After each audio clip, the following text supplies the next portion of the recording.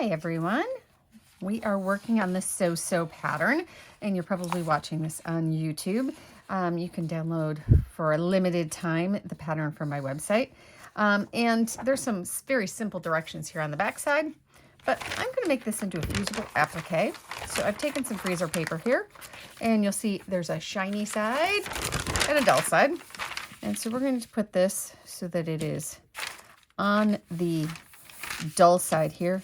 And I'm going to do something really, really simple here, which is I am going to just trace these letters to the best of my ability. Okay. And if it's not perfect, I can fix it kind of later. But I'm going to trace all these lines here just because this is going to be what I'm going to use as my fusible applique templates. Now, when we do the fusible applique, I kind of will show that in a subsequent video.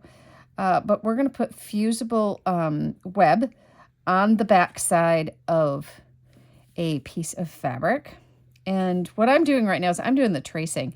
If you have zero patience for tracing, I get that. And what you can do is always, there is an ability to buy freezer paper that you can send through your inkjet printer. I've been asked if it can go through a laser jet. I've never tried it because I don't own a laser jet.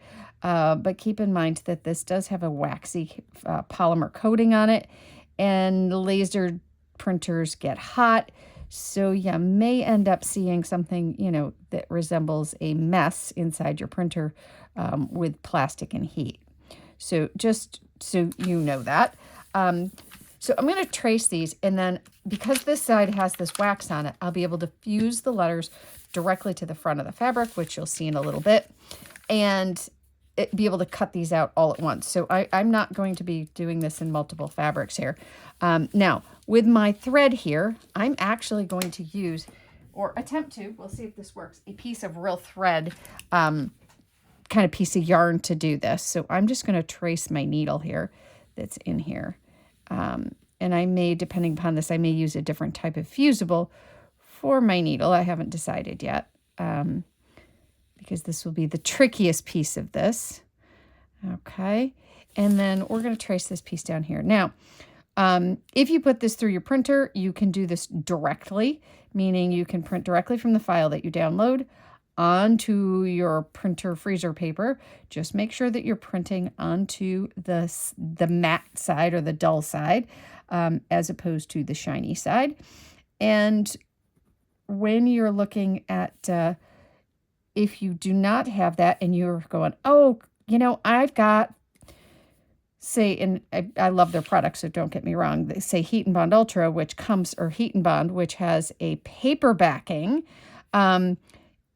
Yes, you can, but you're going to need to put your image in a mirror to be able to read it, because the way that will work is that it will print onto your fusible backing and it'll be inverted.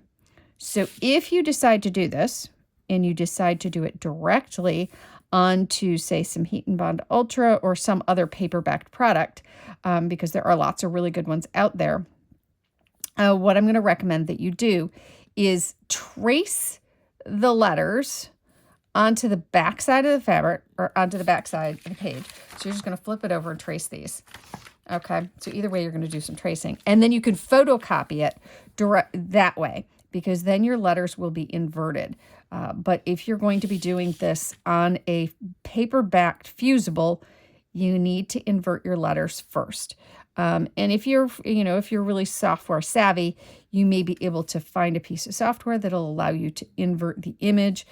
Some of the products out there may be able to allow you to do that. This is a PDF, so you're going to have to do some flippy floppy stuff, and not all the free PDF versions will do that.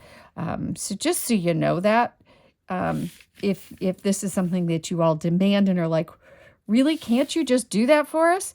If enough of you scream at me, I will probably make that happen, because I could probably make that file pretty easily. So here we go. And the time it took me to tell this whole story, I now have my template. Make sure that you trace your insides. I'm using a regular pen happened to be a free pen I've received.